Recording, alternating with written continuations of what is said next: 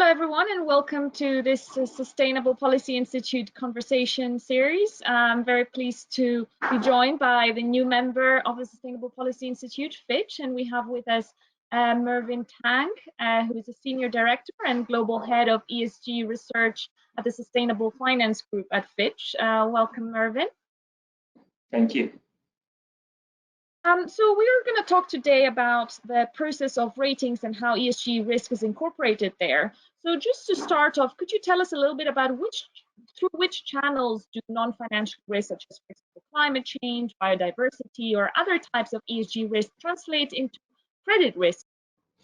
It's interesting. When we started to look at this, what we found was it really depends on which ESG risk we're talking about. And a particular ESG risk can transmit to credit profiles in a variety of different ways. So we just take climate change and high carbon intensity. That could affect credit profiles through something like regulation, so carbon pricing. It could affect companies in terms of investment as they try to invest in low carbon technologies to move themselves away from high carbon intensity. Or it could affect themselves through financing. So if banks and asset managers start pulling away investment and loans from entities which have high carbon, for example, is what we've seen in coal, that also can affect the financing abilities of companies. If we're talking about social risk, it could lead to, say, operational disruptions if there are protests. For governance, it could be related party transactions or poor allocation of capital. It really does depend on which risk we're talking about. And when you think about these channels, in which way do they flow? And you gave already some examples, but for example, when you look at a company and you see that it may be exposed to, say, climate change risk because it holds an asset or real estate, a property that is vulnerable to a natural disaster, let's say, that may be one way. So it's the risk of climate on the company itself. But do you also look at how the company is affecting processes such as climate change or the frequency of natural disasters? So for example, if the company is doing something that may be polluting the environment or contributing to higher CO2 emissions, that is the risk that may not come from the environment to the company, but from the company to the environment. How do you measure that, or do you look at that at all? Absolutely. I think one of the key things to consider is, well, we ultimately look at how ESG risks affect credit profiles, but that can materialize in a lot of different ways because the negative environmental or social impact a company has could end up coming back to it. So that externality can end up being internalized through regulation, through changes in social attitudes and behavior, be it customers or be it banks. We have to understand how that environmental social impact could transmit back to the credit profile. But what that means is it's not a one-size-fits-all approach depending on what region you are or what sector you are, because you could be a bad environmental polluter, but perhaps you operate in a region where regulation is not coming through. Or you might have very strong pricing power, which means that the cost, the additional cost from, say, carbon prices gets passed through to customers. We have to be really nuanced with the details on how that ESG risk could actually transmit back to the company. And you mentioned regulators a few times. So how do regulators and the official sector more broadly help direct the actions of the financial sector in terms of addressing these kind of risks? I think regulators have been taking a number of approaches. So one of the biggest is improving disclosure, particularly I think with the reporting requirements we're seeing, particularly in Europe and APAC, there's more and more of a push for both mandatory and voluntary disclosure requirements on ESG. With financial institutions, particularly let's say in the EU, we're starting to see, say, rules around what asset managers have to disclose, including their risk management process from an ESG perspective.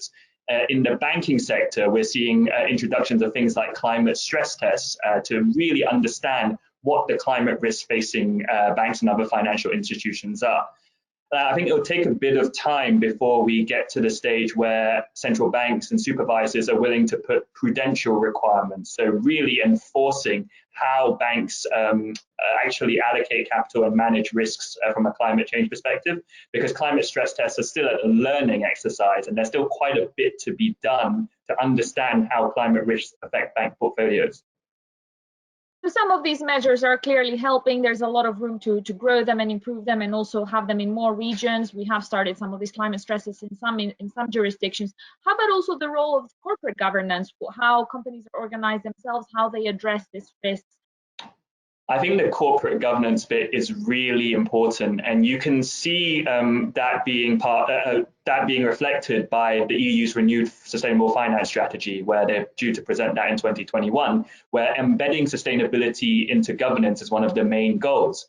I think the reason why that's important is climate change is a really complex issue. The impact on banks when it comes to climate risk can vary depending on what policy path you take, what technological development. So that how will carbon capture systems or how will hydrogen evolve in the future? It's a lot of information to understand to really be able to govern or like set the right risk limits for a bank or for a company. And so it needs the board to really start to understand these climate risks and sustainability risks to be able to start making strategic decisions that can tackle some of these issues. And we've spoken quite a lot about risks, but obviously the transition, this kind of sustainable policy and direction for a sustainable recovery is also creating opportunities. And we've already seen developments in sustainable capital markets. For example, the green bond market has been growing quite fast. It's still very small compared to the overall fixed income universe. But how do you see it developing in 2021? What we've seen so far is some sovereigns, for example, have issued green bonds, as well as corporates. These have gone mostly into renewable energy and other infrastructure. Do you see changes in that in 2021?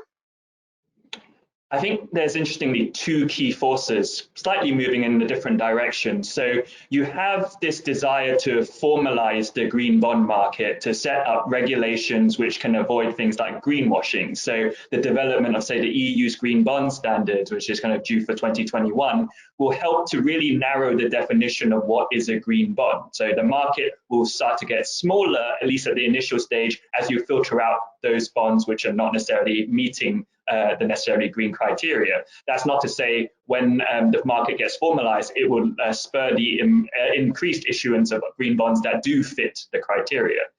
At the same time, you have more and more issuers wanting to access green markets and ESG markets in general. And not every issuer can easily issue a green bond. If you look at the green bond market, a lot of the issuers are focused in, say, the energy or utility sector, where it's easy to tie a particular green asset to a bond issuance. Same with real estate, where you can have energy efficient buildings as something you can tie to. For something like a tech company or a retailer, it's much harder to find, say, specific green assets. I think that's where innovations like sustainability linked instruments, which isn't so tied to, say, capex heavy green specific investments, but allow companies to, say, tie their issuance to specific sustainability KPIs. That's a different way for an issuer to enter the sustainability market. Great, thank you, Mervyn. I think very exciting developments coming up in 2021, and great to hear how you're incorporating this and also what the outlook is. So thank you very much for joining us today, and we look forward to engaging with you as part of the Sustainable Policy Institute. Absolutely, thank you.